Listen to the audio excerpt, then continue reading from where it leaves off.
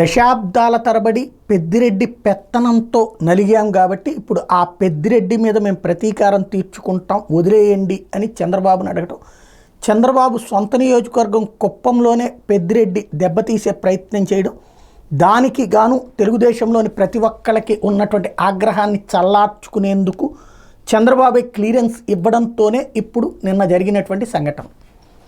మిథున్ రెడ్డిని పెద్దిరెడ్డిని నెలన్నర పాటు తమ సొంత నియోజకవర్గానికే రానియకుండా జరిగినటువంటిది ఆంధ్రప్రదేశ్ చరిత్రలో ఇంతవరకు లేదు.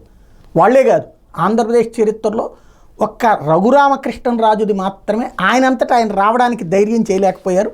దానికి వైఎస్ఆర్ కాంగ్రెస్ పార్టీ వాళ్ళు పెడుతున్నటువంటి కేసుల కారణంగా, అంతేగాని కొడతారనేది కాదు. కొడతారని కూడా అప్పట్లో అంటే వైఎస్ఆర్ కాంగ్రెస్ పార్టీ వాళ్ళు దాడి చేస్తారన్నటువంటి భయం కూడా ఉంది, పోలీస్ ప్రొటెక్షన్ ఉండదని ఆయన రాలేదు. అయితే వస్తానికి ఆయన ప్రయత్నించలేదు ఈ ఘర్షణ వాతావరణం నేపథ్యంలో. బట్ ఇక్కడ వీళ్ళు వస్తానికి ప్రయత్నిస్తున్న ఆపుతున్నటువంటి పరిస్థితి ఇక్కడ ఉంది.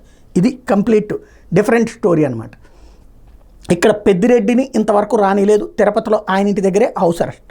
ఇప్పుడు మరొక వైపున మిథున్ రెడ్డి తాజాగా అక్కడ దాకా వచ్చాక నియోజకవర్గంలోకి పోనీలేదు. మొన్న ఏదైతే ఒక స్టేడియంనే కూల్చేశారు, అది చూడటానికి వెళ్ళనీయకుండా ఉండటం కోసమే ఇక్కడ దాడి జరిగినటువంటి అంశం, తీవ్ర ఘర్షణ జరిగినటువంటి అంశం.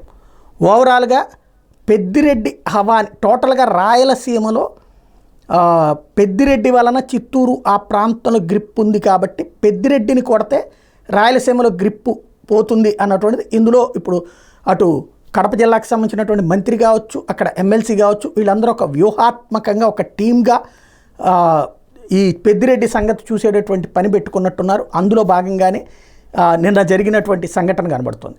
ఇది రైటా రాంగా అంటే ఇది రాంగే, అప్పట్లో పెద్దిరెడ్డి చేసేది రాంగే. కాకపోతే దాడులు చేయించినటువంటి సంఘటనలు అన్నటువంటిది ఎవరు చేసినా తప్పే, నాడు చేసినా తప్పే, నేడు చేసినా తప్పే.